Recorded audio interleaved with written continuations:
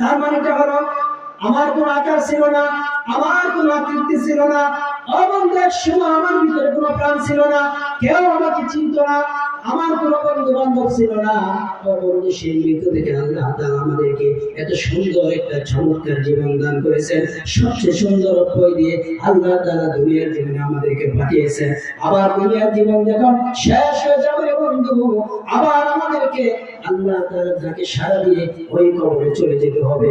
কবরে যাওয়ার পর, কবরের জিন্দেগি শেষ হয়ে যাওয়ার পর আবার যখন আল্লাহ তাআলা আমাদেরকে ডাক দিবে, আবার জীবিত হয়ে যাওয়ার পর আবার আল্লাহ তাআলা কাছে আমাদেরকে হাজিরা দিতে হবে। এই দুনিয়ার জীবনে আমি যা কিছু করেছি, যত কর্ম করেছি, সকল কর্মের হিসাব আমাকে আল্লাহ তাআলার কাছে দিয়ে তারপর আমাকে আমার গন্তব্যস্থলে পৌঁছতে হবে। এর জন্য আল্লাহ তাআলার শুকরিয়া আমাদেরকে আদায় করতে হবে।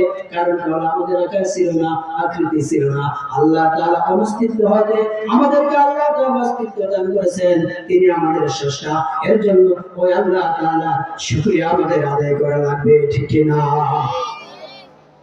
বন্ধু, ওই আল্লাহ রাব্বুল আলামিন এই দুনিয়ার জন্য আমাদেরকে পাঠিয়েছেন আল্লাহর গোলামি করার জন্য। কার গোলামি করার জন্য? ওই আল্লাহর গোলামি যদি আমরা দুনিয়ার জীবনে করতে পারি বন্ধু, তাহলে আল্লাহর প্রিয় পাত্র আমরা হতে পারবো। আর আল্লাহর প্রিয় পাত্র যদি আমরা হতে পারি, তাহলে কেবল আমরা আল্লাহ তাআলার কাছে সেই জান্নাত পাবো। আমার আল্লাহ রাব্বুল আলামিন আরেকটা আয়াতে বলেন, ইয়া আইয়ুহান নাসু ইত্তাকু রাব্বাকুমুল্লাযী খালাকাকুম মিন নাফসিন ওয়াহিদা ওয়া খালাকা মিনহা যাওজাহা ওয়া বাসসা মিনহুমা রিজালান কাসীরান ওয়া নিসা। আমার আল্লাহ রাব্বুল আলামিন আল্লাহ দুইটা পরিহার করে একমাত্র তাকওয়ার পথ অবলম্বন করার জন্য আল্লাহ তাআলা আমাদেরকে আহ্বান করেছেন। শুধু তাই নয়, আমার আল্লাহ রাব্বুল আলামিন যে একমাত্র ইবাদত পাওয়ার যোগ্য, সেই পক্ষে আল্লাহ তাআলা উপমা দৃষ্টান্ত, মানুষ সৃষ্টি নিপুণ কারিগর দৃষ্টান্ত উপস্থাপন করেছেন আল্লাহ তাআলা। আমার আল্লাহ তাআলা দৃষ্টান্ত উপস্থাপন করে ডাক দিয়ে বলে, ও আমার বান্দা শুন, ইয়া আইয়ুহান নাস, আল্লাহ রাব্বুল আলামিন দুনিয়ার জমিনে যত মানুষ, সকল মানুষকে আল্লাহ তাআলা ডাক দিয়ে বলেন, হে মানব সম্প্রদায় শোনো, তোমরা আল্লাহর দ্রোহিতাকে তোমরা ভয় করো, আল্লাহর তাকওয়া তোমরা অবলম্বন করো। এর কারণটা হলো একটি মাত্র প্রাণ হতে আমি আল্লাহ তাআলা তোমাদেরকে সৃষ্টি করেছি। সেখান থেকে আমি হাওয়া আলাইহিস সালামকে সৃষ্টি করি, আর দুজন থেকে এই দুনিয়ার জমিনে আমি অসংখ্য নরনারীকে আমি আল্লাহ তাআলা পয়দা করে দুনিয়ার জমিনে বইয়ে দিয়েছি। সুবহানাল্লাহ। বন্ধু, একজন আল্লাহ রাব্বুল আলামিন তৈরি করেছেন আমাদের আদি পিতা আদম আলাইহিস সালাম। ও আদম আলাইহিস সালাম থেকে আবার আল্লাহ রাব্বুল আলামিন মা হাওয়া আলাইহিস সালামকে তৈরি করেছেন। ও বন্ধু, সেই দুইজন থেকে আমার আল্লাহ তাআলা আমাদেরকে দুনিয়ার জমিনে সৃষ্টি করেছেন। এর জন্য আল্লাহ তাআলা বলতেছেন, আমি হলাম তোর স্রষ্টা, আমি তোকে সৃষ্টি করেছি। এর জন্য দুনিয়ার জমিনে অন্য কারো প্রশংসা করা যাবে না, একমাত্র প্রশংসা করতে হবে আল্লাহ, ঠিক কি না?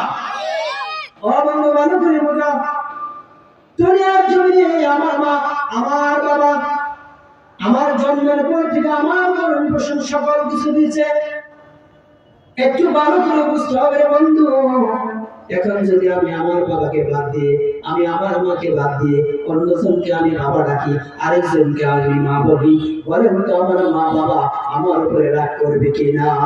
শুধু রাগ না, উচ্চমুচ্চ করবে, বলবে সন্তান আমি রাখবো না। সবকিছু বললাম আমার সন্তানের জন্য, সে আজকে আমাকে বাবা রাখে না। মা বলবে আমার কাছে সে মা রাখে না, আরেকজনকে বাবা রাখে, আরেকজনকে মা রাখে। কেন? একটি কারণ হলো বন্ধু, আমার মা, আমার বাবা আমাকে বরণ পোষণ করার জন্য, আমাকে লালন পালন করার জন্য দুনিয়ার জমিনে যত কষ্ট, যত পরিশ্রম, সকল কিছু তারা সহ্য করেছে, ঠিক কিনা? ও বন্ধু, বাবা সেই কঠিন রোদের মাঝে সেই বোরখাতে কাজ করেছে, মাথার গাম পায়ে ফেলেছে একটু সন্তানের সুখের জন্য। ও বন্ধু, মা রাত্রে রাত মনে করে নাই, দিনকে দিন মনে করে নাই।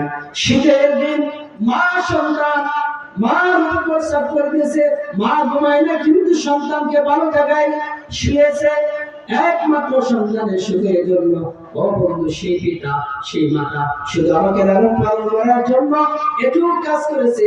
সেই পিতা মাতার কৃতজ্ঞতা যদি আমরা আদায় না করি, ওই পিতা মাতা যদি আমাকে তেজে পুত্র করতে পারে, যে আল্লাহ রাব্বুল আলামিন আমাদেরকে দুনিয়ার জমিনে অসংখ্য নাজ নেয়ামত দিয়া ভরপুর করে আমাদের কোনো অভাব দেন নাই, সে আল্লাহ তাআলাকে বাদ দিয়ে যদি অন্য কারো গোলামি করি, অন্য কারো কৃতজ্ঞতা প্রকাশ করি, বরং তো আল্লাহ তাআলা আমাদের উপরে রাগ করবে কিনা?